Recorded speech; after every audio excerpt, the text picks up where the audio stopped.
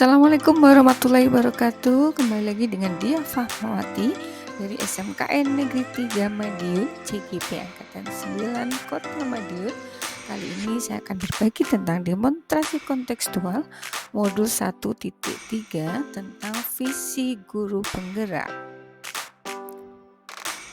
Sebelumnya perkenalkan kepada fasilitator dan guru pengajar praktik yang saya hormati, Ibu Siti Husnul Khotimah, SPD MPD selaku fasilitator, Ibu Hayaning Tias ST selaku pengajar praktik, dan saya sendiri Dia Fatmawati selaku CGP Angkatan 9. Kali ini yang akan kami bahas adalah tentang inquiry apresiatif, visi, kanvas atap, kalimat prakarsa, dan prakarsa bagja. Inquiry apresiatif merupakan pendekatan manajemen perubahan yang kolaboratif dan berbasis pada kekuatan. Inquiry apresiatif sejatinya merupakan pendekatan untuk memetakan potensi kekuatan dalam komunitas. Tujuannya ingin dicapai, kemudian bagaimana langkah yang dapat ditempuh untuk mencapai tujuan, dan terakhir adalah bagaimana inovasi yang digunakan untuk melaksanakan langkah-langkah tersebut. Inquiry apresiatif menggunakan prinsip utama psikologi positif dan pendidikan positif yang percaya bahwa setiap orang memiliki inti positif yang berupa potensi dan aset yang dapat memberi kontribusi pada perubahan positif.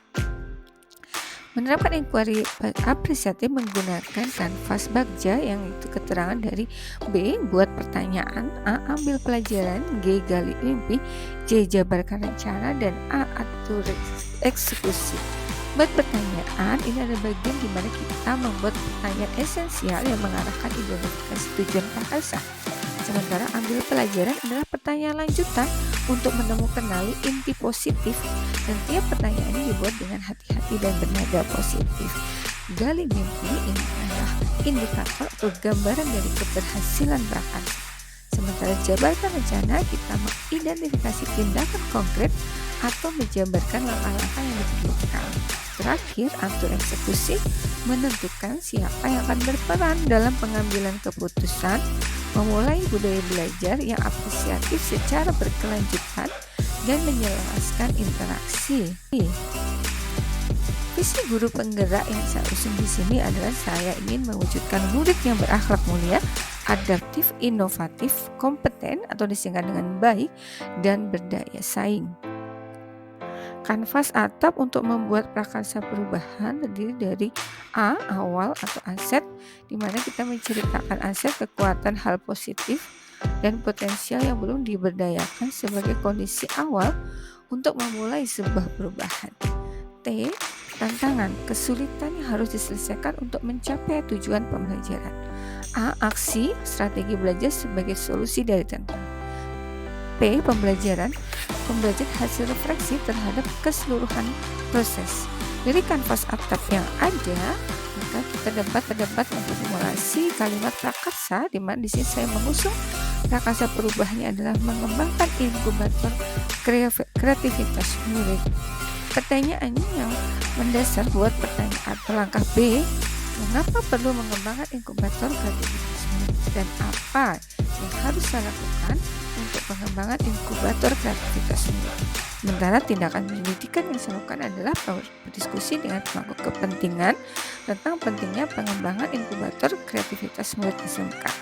Yang kedua adalah membaca literatur mengenai kegiatan atau praktik baik sekolah yang mengembangkan program sejenis. Berikutnya adalah ambil pelajaran. Saya membuat pertanyaan, siapakah di sekolah atau organisasi lainnya yang mempunyai pengalaman praktik baik dalam mengembangkan inkubator kreativitas murid. Aktivitas apa saja yang dilakukan dalam mewujudkan inkubator kreativitas murid. Situasi apa yang dapat kita lihat dalam inkubator kreativitas murid. Keterampilan apa yang sudah saya miliki dan membantu saya mewujudkan inkubator kreativitas murid. Tindakan yang dilakukan adalah mencari contoh nyata bagaimana pengembangan inkubator kreativitas murid dengan wawancara, korespondensi, studi literatur, secara mandiri ataupun dengan kolaborasi. Berikutnya adalah mewawancarai atau survei pengalaman pendapat guru, bapak sekolah, pengawas sekolah, murid, maupun orang tua. Gali mimpi sama membuat pertanyaan apa saja kegiatan yang dapat dilakukan untuk mewujudkan inkubator kreativitas murid, dan bagaimana perasaan saya dengan adanya inkubator kreativitas murid. 3. Apa yang penting dilakukan agar inkubator kreativitas murid dapat berdampak positif dan berkelanjutan. Tindakan yang dilakukan adalah menanyakan pendapat setiap anggota kelas tentang pendapat dan harapan mereka, kemudian membuat desain pameran atau karya kreativitas yang menarik bersama murid dan rekan sejawat. Jabarkan rencana adalah pertanyaan-pertanyaan apa langkah-langkah untuk menyiapkan inkubator kreativitas murid dan yang diimpikan. Berapa lama target untuk menyiapkan inkubator kreativitas murid, dan bagaimana pengelolaan inkubator kreativitas murid agar tetap berdampak dan berkelanjutan. Dan apa hal pertama yang dapat dilakukan untuk mewujudkan inkubator kreativitas murid. Tindakan yang dilakukan adalah membuat capaian yang realistis untuk setiap minggunya. Kemudian menyusun agenda kegiatan untuk mewujudkan inkubator kreativitas murid.